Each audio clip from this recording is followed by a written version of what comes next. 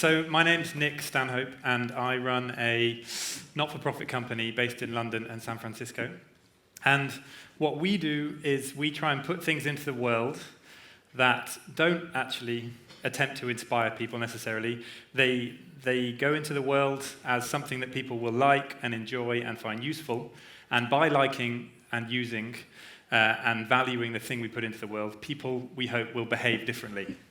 So we start off with an issue. It could be environmental, it could be social, and we develop something very, very practical. One of the reasons for this is because we actually don't, ironically, believe that inspiration is a scalable commodity. We think the human beings are much more practical. They relate to things, they relate to people, they embrace each other, but they don't necessarily live their lives looking, unfortunately, like Kevin does, for reasons for inspiration. They look for things that they like, they look for things that they enjoy, they look for things that they value. So, when, a few years ago, we started looking at the gap that has emerged between older and younger generations, we started to look at the power of historical content, old pictures, old videos, old recordings, old stories, as a conversation piece across the generations. Basically, we looked at the nature of the divide and the damage that it was doing to communities, and we looked at the role that history could play in between. And what we've set out to do is to put into the world the most exciting, most enjoyable, most useful way of having a conversation around a piece of history. So I'm going to first introduce my grandmother, who is up there on the right-hand side, alongside my great auntie Jenny. This photo was taken in the summer of 1943 in a small village in the county of Leicestershire in England. 1943 was pretty dramatic in much of Europe. It was the year the Germans lost at Stalingrad. It was the year the Italians surrendered and left the war. But it was mostly pretty calm and in the Leicestershire countryside. And before my grandmother died a few years ago, we spent a lot of time together around old pictures and old stories and old memories. And it was some of the best time we had together. I'm sure you'll all be able to understand how you can spend time with people in your lives around stuff like this, and it's some of the most charming, memorable time that you had. And it made me wish that I had done it sooner and more often. And she particularly loved this picture because it came with a story that she loved telling everybody. Just after it was taken, a young man drove along the road behind this field, and he was so distracted by these pretty land girls that he crashed into the ditch. And my gran was really pleased to be able to tell me, as an old lady, that in her day she had some distractingly, devastatingly good looks. And no doubt her very short skirt for the 1940s was part of the problem. So this was time that we had together. This was a conversation across different generations. This was something precious. This was something that isn't just relevant to people across families, but is relevant to people across different cultures, across different countries, across coming from different lives together around something shared. It also led me to think more about the idea of every single space on the planet having its own history, which is a kind of mind-boggling idea. I bet this particular space here has got its own history. I think this building's been here for about 50 years, and a lot of people will have come and gone and spoken on this stage, talked about different issues, different economic theories. It's, just today, we've had two people pass through this space. Kevin didn't think he was going to be standing here, but he was standing here. No one's sit on the sofa yet, so I'm going to sit on the sofa. So this space here has seen this column of history beneath it, as has this whole country, as has every spot in the world. So this led me to thinking about what the history of this spot was. It was a field in a village that I knew nothing about, and then all of a sudden, it had a story on August the 14th, 1943. So that was one layer of memory that I knew something about. But what else could I find out about this space at this time? So this is a picture also taken in the 1940s of the road along which that young man drove. It was a time when people could park on the road and walk on the road, which you definitely can't do now. This is someone 10 years before that, sitting next to the road on a Sunday afternoon in the 1930s.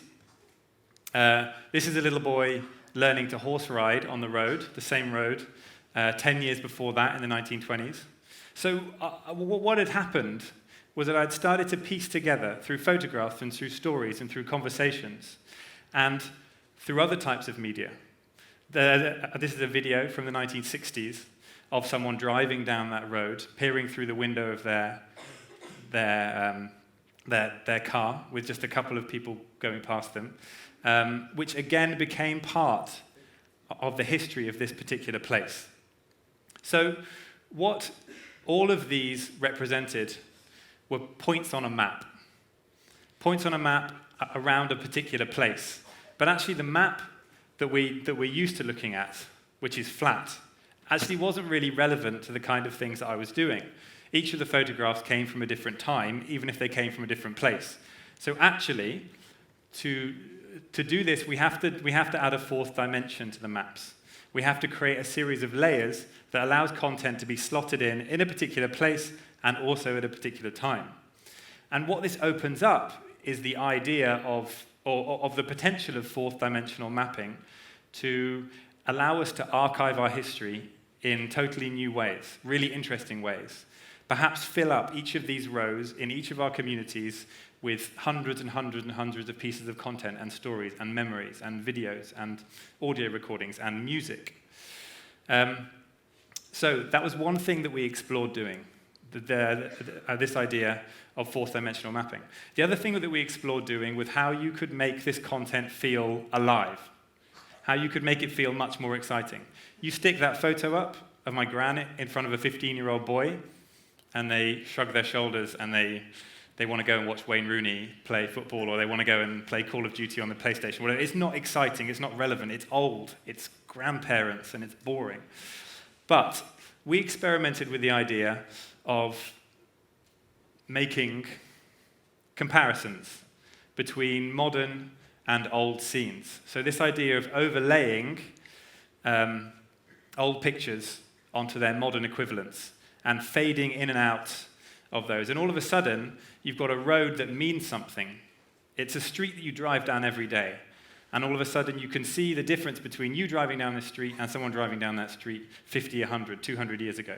So the idea of placing history specifically, visually, within its current context, opens up a whole new way of treating it and approaching it and starting conversations about it and making it feel closer rather than further away. So we then did two things. About 2 years ago, we started a conversation with Google about how they could help us do this.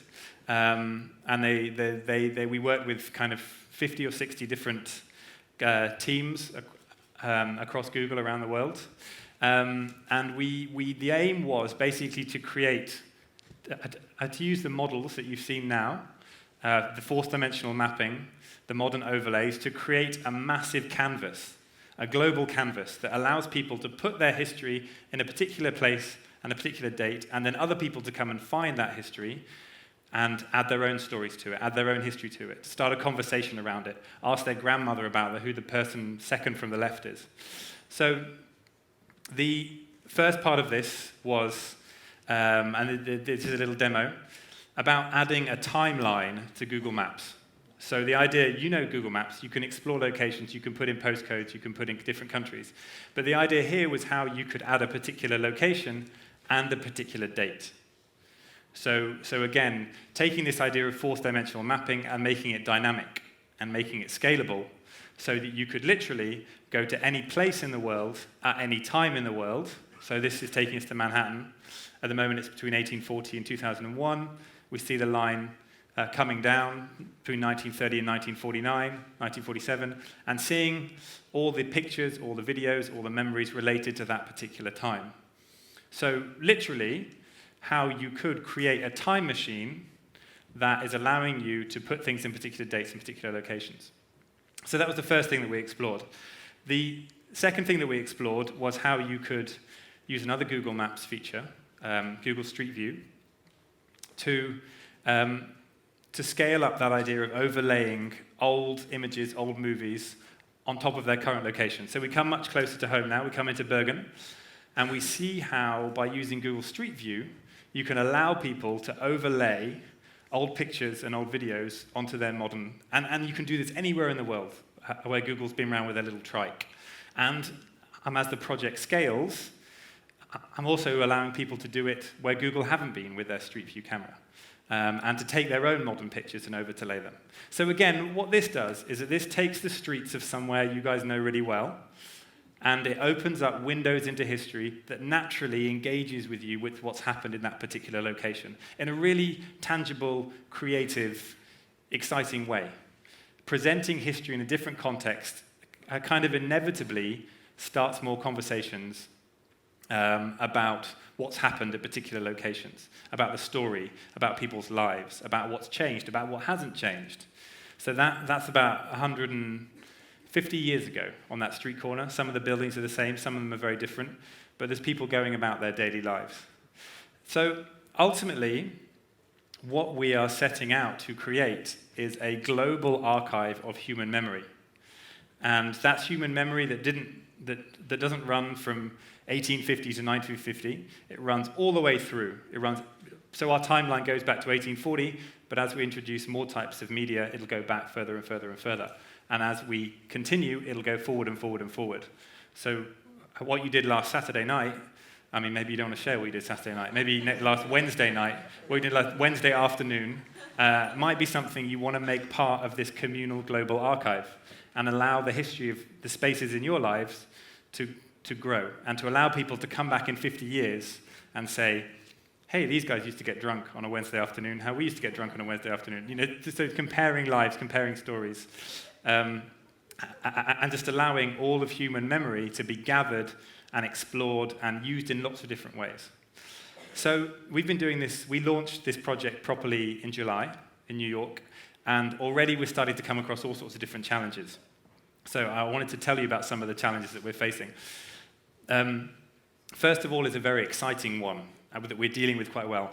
If you've got a whole series of pieces of content in one location, allowing people to flick through the years. So this is a street corner in Melbourne, Australia, and we have, for this particular street corner, years and years and years of pictures which show over the last 100 years how that building has evolved, how that street corner has evolved from something very, well, actually, this is very similar, this one, but how it's evolved and changed. It's always been a camera shop. How it's evolved and changed. So there's this idea of there being a lot of content in one particular location, and more types of content being added gives it a more and more exciting experience.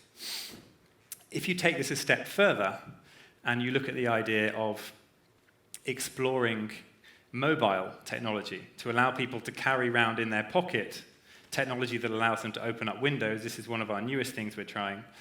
And it's in St. Paul's in London, standing outside, and being able to allow people to hold up their cameras and overlay old pictures and old movies and listen to old sounds.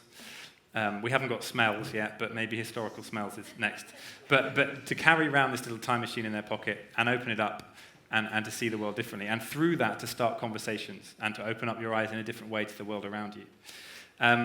Another thing that we've been looking at, which is quite complex, is this idea of extremely dense collections in one particular location. This is 60 pictures taken of Trafalgar Square every minute for 1 hour.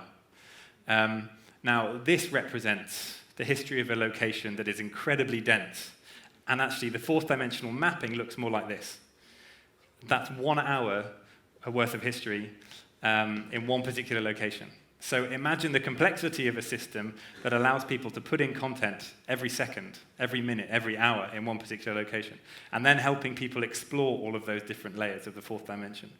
And given how recorded life is today, how many videos are being made, how many pictures are being taken, how many tweets are being twittered, the amount of things that's going on to Facebook, the amount of things going to Flickr, all of this can become archived and searchable and usable, but there's quite a lot of complexity around that. Something else that we've been looking at is moving mapping tools, which is the idea of making comparisons. First of all, making comparisons between old and new video footage, and secondly, allowing this fourth dimensional mapping to be dynamic, to move. So again, you've got one bit of content that people might not find exciting, but then you add on a modern comparison, and then you add on some dynamic mapping, and suddenly it becomes really exciting. and it can start a conversation. It can get, particularly younger generations interested in the kind of stories and lives that the older people in their lives are the gatekeepers to, essentially. We've been looking also at the idea of moving from the outside of a building. This is the town hall in a little town in England called Reading. And moving from the outside of a building and selecting that building and then moving inside. So the idea of wandering the streets, seeing what places used to look like, and then going inside and finding the human lives and the human stories and the memories and the recollections of inside of buildings. So making it public, going from the public spaces to the private spaces. Very excitingly, which is my new favorite bit of tech that we're looking at, is looking at this idea of stitching together old photographs into entire historical street views. So the idea that by gathering enough of this content, you can look at a street view today versus a street view 50, 100 years ago. And if we gather enough content together, being able to create entire three-dimensional worlds of how places used to look 10, 20, 30, 40, 100, 200 years ago.